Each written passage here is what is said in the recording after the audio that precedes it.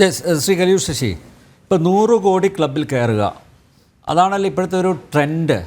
പക്ഷേ അതിലെ പൊള്ളത്തരവും ശ്രീ സുരേഷ് കുമാർ അത് മാധ്യമപ്രവർത്തകരോട് തുറന്ന് പറഞ്ഞു. ഇപ്പോൾ നോക്കൂ, മലയാളത്തിൽ നിന്ന് ആദ്യമായി ഈ 100 കോടി ക്ലബിൽ കയറിയത് പുലിമുരുകനാണ്. അപ്പോൾ അതിൻ്റെ പ്രൊഡ്യൂസർ അദ്ദേഹത്തിന് അന്ന് KFCയിൽ നിന്നെടുത്ത വായ്പ പോലും തിരിച്ചടക്കാൻ പറ്റിയിട്ടില്ല എന്നാണ് മനസ്സിലാക്കുന്നത്. അദ്ദേഹം അതിനുശേഷം സിനിമാ രംഗത്ത് അത്രയ്ക്കങ്ങ് സജീവമായിട്ടില്ല. അപ്പോൾ ഈ കോടി ക്ലബ്ബുകളിൽ കയറുക എന്നുള്ളതിലെ ആ ഒരു യുക്തിരാഹിത്യം കൂടിയല്ലേ പുറത്തു വരുന്നത്. അത് തുറന്നു പറഞ്ഞതും താരങ്ങളെ ചൊടിപ്പിച്ചില്ലേ. കോടി ക്ലബിൽ കയറുന്നു, അതിനനുസരിച്ചാണല്ലോ ഇപ്പോൾ ഈ പ്രതിഫലം ഉയർത്തുന്നത്, അല്ലേ? അതായത് പുലിമുരുകൻ കോടി ക്ലബിൽ ആദ്യമായി കോടി ക്ലബിൽ 100 കോടി ക്ലബിൽ കയറിയെന്നൊരു പബ്ലിസിറ്റി ചെയ്യപ്പെട്ടു. അത് ചെയ്തതിന് ശേഷം പിന്നെ 150 കോടിയിലേക്ക് കയറിയെന്നും രണ്ടാമത്തെ ഫേസിലുള്ള പബ്ലിസിറ്റിയിൽ വന്നു.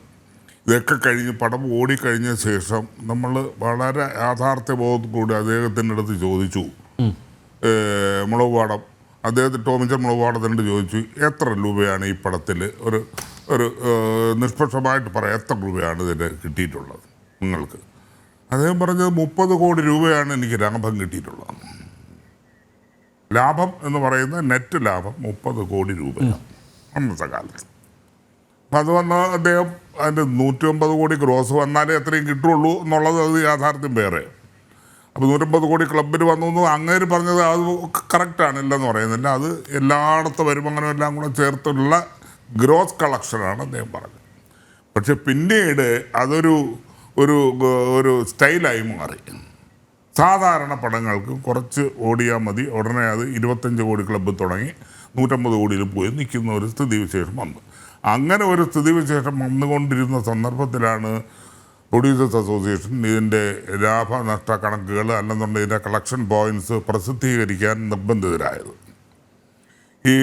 ഈ ലാഭനഷ്ട കണക്കുകളും അല്ലെന്നുണ്ടെങ്കിൽ ഇതിൻ്റെ ആക്ച്വൽ കളക്ഷനും പ്രസിദ്ധീകരിക്കുക എന്നുള്ളത് പുതുമയുള്ള കാര്യമൊന്നും അല്ല.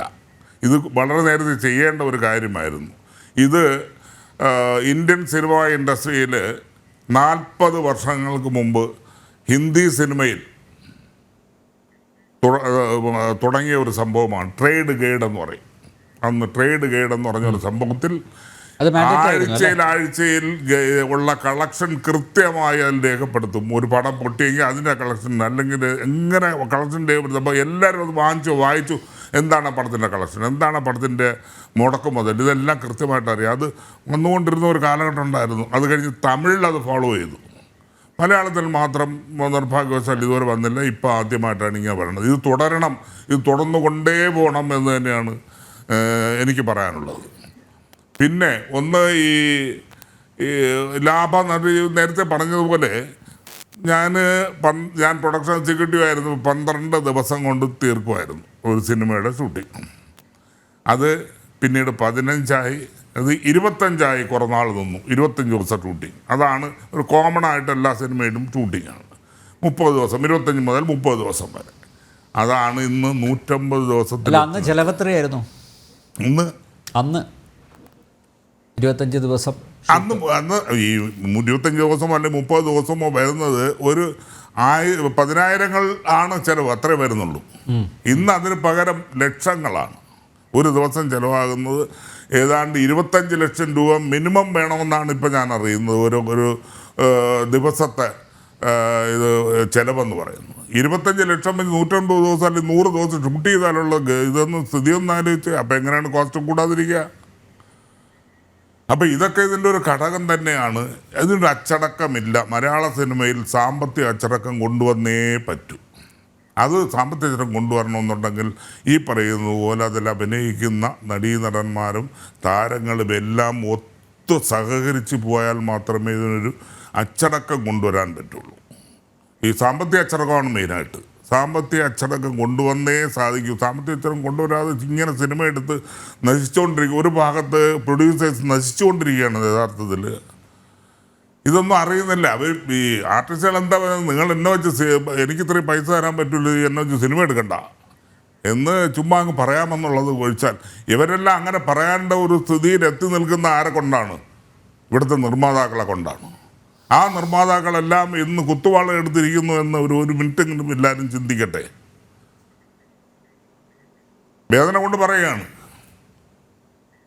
എത്രയോ നിർമ്മാതാക്കൾ, കിടപ്പാടം നഷ്ടപ്പെട്ട എത്രയോ നിർമ്മാതാക്കൾ കിടപ്പാടം പണയം വെച്ച് കിടപ്പാടമില്ലാതെ, എനിക്കറിയാം തിരുവനന്തപുരത്ത് എത്രയോ നിർമ്മാതാക്കൾ കിടപ്പാടമില്ലാതെ വാടക വീടുകളിൽ കഴിയുന്ന, ആഹാരത്തിന് അറ്റയ്ക്ക് ബുദ്ധിമുട്ടുന്ന നിർമ്മാതാക്കളെ ഞാൻ പലപ്പോഴും കണ്ടുമുട്ടാറുണ്ട്.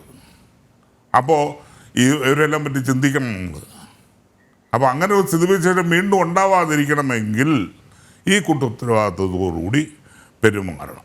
അപ്പോൾ ഈ കൂട്ടുത്തരവാദിത്വം എന്ന് പറയുന്ന അതാണ് സുരേഷ് കുമാർ ഒരു പത്രസമ്മേളനം വഴി അസോസിയേഷന് പ്രതിനിധിയായി അസോസിയേഷൻ്റെ തീരുമാനങ്ങളനുസരിച്ച് അസോസിയേഷൻ പറഞ്ഞതനുസരിച്ച് അദ്ദേഹം എല്ലാവരോടും ഉണർത്തിച്ചത്. അത് മഹാ അപരാധമായി പോയി എന്നുള്ള ഒരു മട്ടിലാണ് പിന്നീടുള്ള പ്രചാരണങ്ങളല്ല. നേരത്തെ സുരേഷ് കുമാർ അടുത്തൊരു ഇൻ്റർവ്യൂവിൽ പറയുന്നത് കേട്ടു, ഇതുപോലെ തമ്മിൽ അടിപ്പിക്കാൻ വേണ്ടി ഒരു വിഭാഗം ഇങ്ങനെ നിൽക്കുന്ന ഉണ്ട്. അത് സത്യമാണത്, അത് വളരെ സത്യമാണ്. ഒരു വിഭാഗം, പ്രബല വിഭാഗം എന്ന് തന്നെ പറയാം. പേര് പറയുന്നില്ല, പേരറിയാം,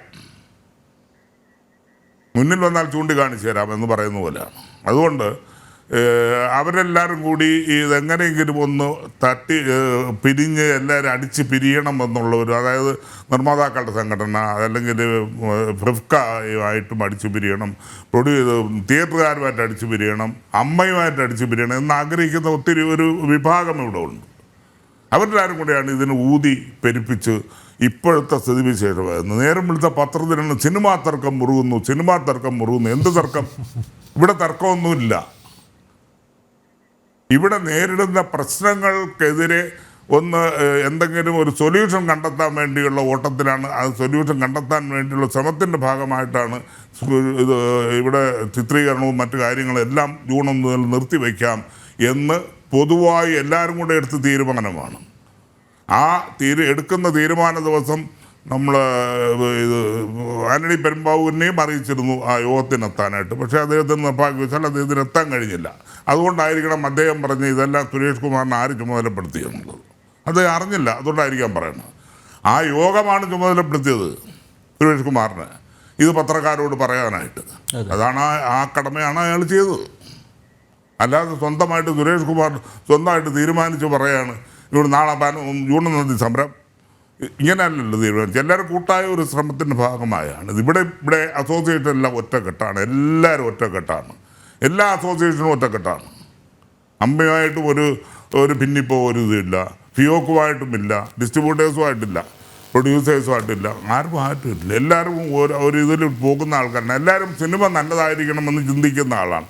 അത് മോഹൻലാൽ പോസ്റ്റിന് താഴെ എഴുതിയിരുന്ന പോലെ എനിക്ക് ഓർമ്മ വരുന്നു, നമ്മൾ സിനിമയ്ക്ക് വേണ്ടി ഒപ്പം നിൽക്കാം എന്ന് പറഞ്ഞ പോലെ അങ്ങനെ നിൽക്കണം എന്നാണ് എനിക്ക് പറയാനുള്ളത്. പക്ഷെ അദ്ദേഹം ആന്റണി പെരുമ്പാവൂരിന്റെ പോസ്റ്റ് ഷെയർ ചെയ്ത് അങ്ങനെ ഒരു കമന്റ് പറഞ്ഞത് ശരിയാണോ? അത് അദ്ദേഹത്തിന് സ്വതന്ത്രമായ ഒരു നിലപാടെടുക്കാമല്ലോ. അപ്പോൾ സ്വാഭാവികമായിട്ട് അദ്ദേഹം എൻഡോസ് ചെയ്യല്ലേ, ആന്റണി പെരുമ്പാവൂർ പറഞ്ഞതാണ് ശരിയെന്ന് അദ്ദേഹം അങ്ങനെ ഒരു നിലപാടിൽ എത്തുകയല്ലേ? അല്ല, അത് അദ്ദേഹം തൽക്കാലം അത് ഇട്ടെന്നുള്ളതേ ഉള്ളൂ. അതായത് ഈ വരും വരായികളെ പറ്റിയൊന്നും ഒരുപാട് ചിന്തിക്കുന്ന ആളൊന്നും അല്ല മോഹൻലാൽ, എനിക്കറിയാം നല്ലോണം. വരും വരായികളെ പറ്റിയിട്ടും ഒരുപാട് കാര്യങ്ങളൊന്നും ചിന്തിച്ചൊന്നുമല്ല. അദ്ദേഹം കൊടുത്തത് പോസ്റ്റ് ചെയ്തു. പക്ഷേ അതിൻ്റെ താഴെ ആവാജം എനിക്ക് ഇഷ്ടപ്പെട്ടു, നമുക്കൊപ്പം സിനിമയ്ക്കൊപ്പം നിൽക്കാമെന്ന് പറഞ്ഞ പോലെ. അപ്പോൾ എല്ലാവരും സിനിമയ്ക്കൊപ്പം നിൽക്കണം എന്നുണ്ടെങ്കിൽ എല്ലാവരും സഹകരിച്ച് പ്രവർത്തിച്ചാൽ. ജി സുരേഷ് കുമാർ പറഞ്ഞതും ആത്യന്തികമായിട്ട് അതിൻ്റെ ഒരു ക്രക്സ് എന്ന് പറയുന്നത് എല്ലാവരും ഒറ്റക്കെട്ടായി നിൽക്കണം. അദ്ദേഹം ഇന്നും ആവർത്തിച്ചത് വ്യക്തമാക്കി, കൂട്ടുത്തരവാദിത്തം വേണം, സിനിമ ഇവിടെ നിലനിൽക്കണമെങ്കിൽ കൂട്ടുത്തരവാദിത്തം അനിവാര്യമാണ് അല്ലേ? മോഹൻലാലും അത് പറഞ്ഞിരിക്കുന്നത്. മോഹൻലാൽ അത് തന്നെയാണ് പറഞ്ഞിരിക്കുന്നത്, സിനിമയ്ക്കൊപ്പം നിൽക്കണമെന്ന്. ഇപ്പം നമ്മളെ ഇവിടെ ഈ റെമ്യൂണറേഷൻ എല്ലാവരും കുറയ്ക്കണമെന്ന് പറയുന്ന എല്ലാവരും അങ്ങോട്ട് കുറയ്ക്കണമെന്നല്ല, കുറയ്ക്കേണ്ടത് അവരുടെ തീരുമാനമാണ്.